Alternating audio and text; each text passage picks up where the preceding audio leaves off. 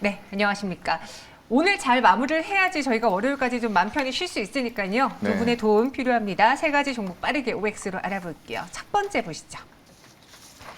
맥스트입니다. 이제 하반기 성장성을 기대해봐도 될까? 좀 그럴 수밖에 없는 게 지금 게임주라던가 메타버스주, NFT주들 많이 연초에 하락을 해서 네. 믿을 건 하반기밖에 없거든요. 맞아요. 이 성장 섹터가 죽진 않을 테니 하반기를 기대해보자라는 건데 맥스트 그래도 괜찮을지 OX로 의견 들어보겠습니다.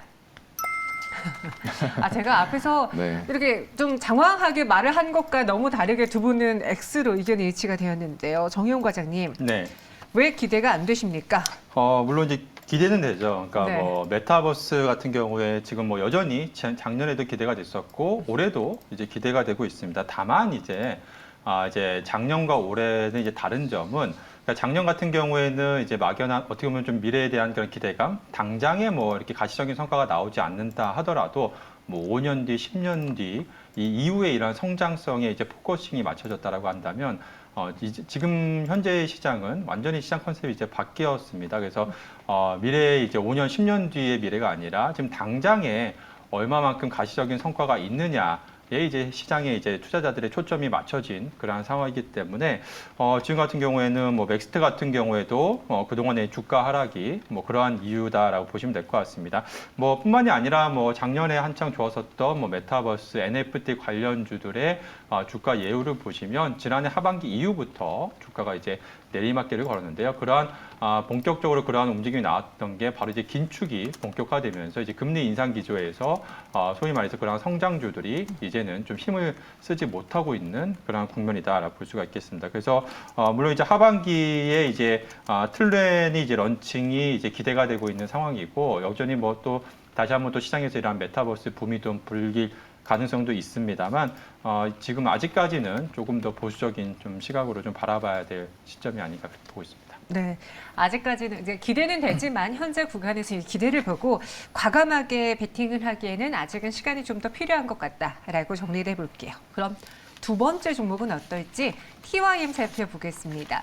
사실 이 종목이 정말 고공행진하다가 쉬어갈 때 너무나 사고 싶었거든요. 하지만 제가 그 끝물을 잡는 사람일까 봐 꼭 참았더니 오늘은 또 실적에 대한 기대 때문에 상승을 하고 있습니다. 네. 상사 첫 1조 클럽 달성할 수 있을지 주가 오늘 15%나 올랐었거든요.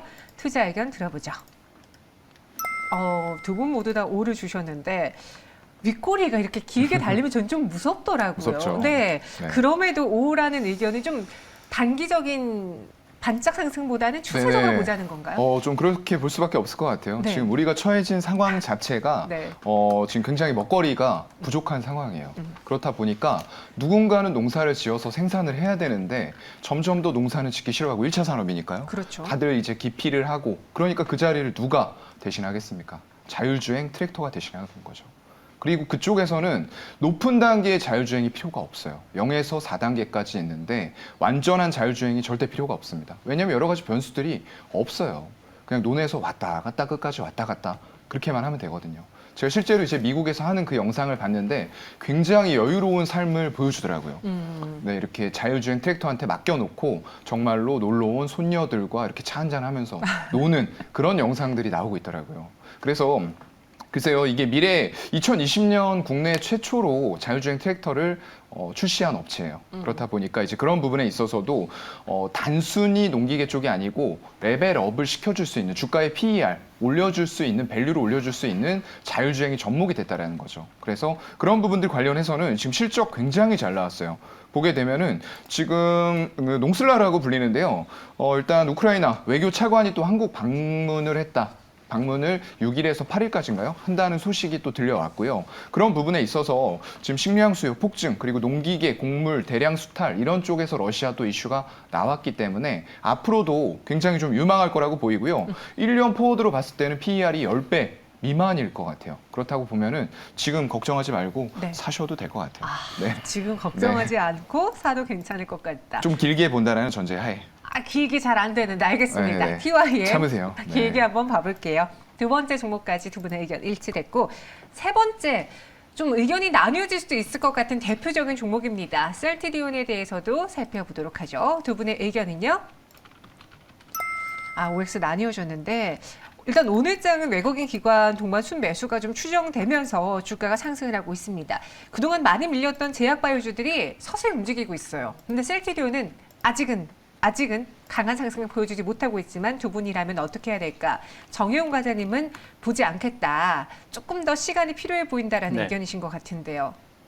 조금 더 좀 실적 확인이 좀 필요한 국면이 아닌가 싶습니다. 지금은 사실 좀 기다려봐야 될 시기가 아닌가 싶고요. 뭐 셀트리온 같은 경우에는 아시다시피 코로나 이후에 이제 대표적인 이제 주가 상승, 가장 큰 폭의 주가 상승을 보였던 대표적인 이제 종목이죠. 그렇지만 이제 코로나 이후에 이제 본격적으로 이제 위드 코로나로 진입을 하면서 주가 역시도 하락을 하고 있습니다. 특히나 이제 코로나 이전까지 셀트리온의 이러한 주가 밸류에이션을 지탱했던 이유가 바로 이제 폭발적인 그러한 성장에 있다라고 볼 수가 있겠는데요. 그렇지만 지난 2020년 이후부터 이제 실적이 좀 정체 구간에 지금 돌입한 그런 상황입니다. 지금 그렇기 때문에 이제 과거와 같은 그렇게 높은 밸류에이션 프리미엄을 좀 부여받기 어려운 그러한 좀 국면이다라 볼 수가 있겠고요. 그로 인해서 최근에 좀 지지부진한 그러한 흐름이 나오고 있다라 볼 수가 있겠습니다.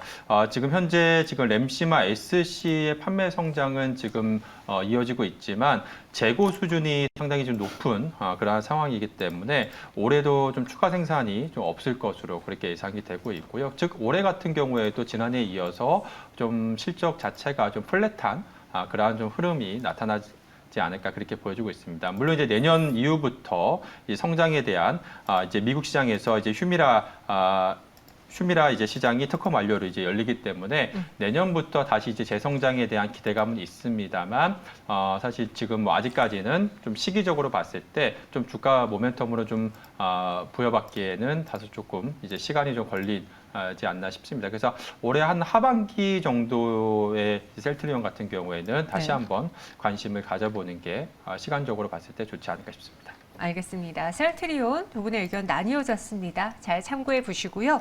이번엔 오늘 장 마감 직전에 매수할 수 있는 다음 시장 미리 보기 종목 공개해 보겠습니다. 키워드부터 볼까요? 조선주 좋아지면 나도. 이거는 기자재일 네, 이지 너무 않을까? 힌트를 크게 줬네요. 네, 힌트가 좀 맞아요. 셌습니다. 네. 그리고 수출 사상 최고치 자동차, 반도체 어느 쪽인가요? 사실 앞에 네. 좀 더 이제 단어가 있었는데 네. 너무 이제 자막이 길다고 해서 좀 앞에 삭제를 그 했습니다. 앞에가 뭔데요? 그 앞에가 이제 5월 라면 수출 이제 사상 아. 최고치입니다. 그래서 최근에 이제 5월 달 이제 수출 데이터가 나왔는데 네네. 그 중에서 이제 라면 데이터가 상당히 좀 좋게 나왔습니다. 그래서 그래서요? 네, 그래서 지금 현재 라면 수출액이 좀 관세청 자료를 살펴보게 되면 네. 라면 수출액이 7,597만 달러를 기록했습니다. 지난달에. 그래서 전년 동기 대비해서 즉 2021년 5월 대비해서 무려 50%나 급증을 했습니다. 그래서 관련해서 네네. 이제 이러한 라면 수출이 증가하게 되면 이제 대표적인 이제 수혜주인 이제 삼양식품을 네, 주목해 보면 좋지 않을까 그렇게 보고 있습니다. 저희 종목 바꾸고 말해볼까요? 네네. 네. 네. 라면 수출 사상 최고치 알겠습니다. 어떤 종목인지 열어볼게요. 삼양식품 말씀해주신 대로 그 종목이고요. 여기는 세진중공업이에요. 네. 먼저 이야기를 해주셨으니까 네. 삼양식품 빠르게 들어보죠. 네, 우선 지금 삼양식품 같은 경우에는 네. 지금 라면 수출이 이제 지난달에 상당히 좀 좋게 나왔고요. 그러니까 그 중에서 이제 삼양식품이 주목받고 있는 이유가 이제 국내에서 이제 뭐 농심이라든지 오뚜기라든지나 라면 이제 기업들 중에서 가장 이제 수출 비중이 높은 회사가 바로 이제 삼양식품입니다. 그래서 우리나라 이제 전체 라면 수출량 중에서 거의 한 60%가 이제 삼양식품이 차지하고 있고요. 뭐 그 중심에는 아시다시피 동남아 시장에서 굉장히 높은 인기를 끌고 있는 이 불닭볶음면이 굉장히 효자 상품 노릇을 하고 있습니다. 그래서 지금 현재 지난달 5월에 라면 수출 데이터가 상당히 좀 좋게 나왔기 때문에 2분기 이제 실적 개선에 대한 기대감이 높은 시점이다 볼 수가 있겠고요. 지금 전반적으로 국내 이제 라면 업계들 같은 경우에는 최근에 뭐 팜유 가격이라든지 원재료 가격이 최근에 이제 급등을 하면서 이러한 좀 실적에 대한 좀 우려감이 좀 상당히 있는 상황입니다. 그렇지만 그럼에도 불구하고 지금 원자재 가격은 상승하고 있지만 점진적으로 이제 판가 인상을 좀 진행할 것으로 보여지고 있고요. 특히나 이제 수출 제품, 그러니까 내수 제품이 아니라 수출 제품들 같은 경우에는 내수 제품에 비해서 마진율이 한 4-5배 정도 이상 높기 때문에 결국에는 이제 내수보다도 이제 수출이 얼마나 잘 되느냐가 핵심이다라고 볼 수가 있겠습니다. 그래서 이익 레버리지 효과가 본격적으로 나타날 수 있다라는 점, 이제 수출이 증가하면서 이렇게 좀 기대가 되고 있고요. 또한 이제 올해도 2분기부터는 이제 밀양의 신공장이 또 완공이 되면서 이제 본격적으로 이제 추가적인 이제 성장에 대한 좀 기대감이 높아질 것으로 기대가 되고 있고요. 그래서 지금 현재 주가 수준도 지금 충분히 좀 어느 정도 조정을 받았기 때문에 지금은 좀 관심을 가지고서 봐도 좋지 않을까 그렇게 보고 있습니다. 네, 삼양식품의 가격 전략은요. 목표 주가를 12만 원, 손절가를 8만 5천 원 제시해 드렸습니다. 개인적으로 어떤 라면 가장 좋아하세요? 개인적으로는 뭐 사실 불닭볶음은 너무 매워서 네. 잘은 못 먹는데요. 뭐 그래도 삼양식품, 삼양라면도 좀 그래도 개인적으로 좀 좋아하고 있습니다. 안 좋아하시는 것 같아요. 아닙니다. 좀 부대찌개 맛을 좋아해요. 아, 좋아하시니까. 저는 신라면 농심파인데 네. 사용과 사장님은요? 이게 나이 드니까 네. 라면이 싫어져요. 예전에 엄청 좋아했었는데 새끼를 라면으로 먹을 수 있었는데 이제는 피하고 있습니다. 그런 답변을 원한 게 네. 아니었는데. 네, 저는 그러면 지금 팩트를 세진중공업 말씀드립니다. 들어볼게요. 네, 일단 세진중공업 말씀드렸는데 네. 이게 투자 포인트 보면은 동종업체 중에서 부지를 가장 넓게 가지고 있어요. 그리고 가장 가까운 곳에 가지고 있다라는 게 포인트가 될 것 같고요. 현대중공업이라던가 현대미포조선 이런 쪽들 실적이 조금 더 빠르게 재무제표에 찍힐 수 있는 이런 쪽들의 이제 수주를 받을 수가 있다라는 거죠. 그리고 두 번째는 바지선 부문으로 좀 진출할 계획을 가지고 있다. 이런 것들이 신사업단에서 좀 효과가 날 수 있는 그런 부분들이 또 있을 것 같고요. 연결회사로 지금 1승이라던가 동방성기 이런 쪽에 지분을 보유하고 있어요. 전부 다 기자재 업체거든요. 그렇다 보니까 조선주들이 좋아질 때, 업황이 좋아질 때 정말로 수혜를 큰 폭으로 받을 수 있다라는 장점이 있을 것 같아요. 그리고 대주주 지분율이 굉장히 높아요. 60%에 달합니다. 이런 부분들도 투자하는 데 있어서 굉장히 좀 중요한 포인트가 될 것 같다라는 말씀을 드리면서 가격 전략은 매수는 한 6,600원 정도까지 열어놓고 기회가 온다면 매수하시면 좋을 것 같고요.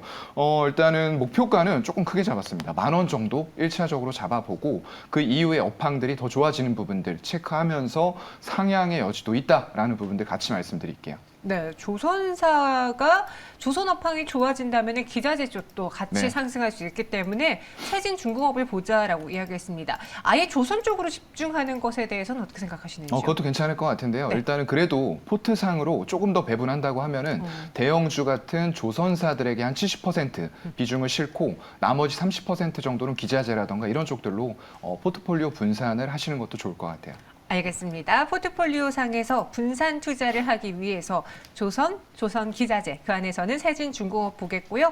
앞서 라면의 수출과 관련해서 삼양식품을 이야기해 주셨습니다. 마지막으로 동시효과 구간 분위기 볼게요. 먼저 코스피는 0.46% 여전히 장 마감까지 상승 탄력을 더 키우지는 못했고 강보합권에서 마감이 되고 있습니다.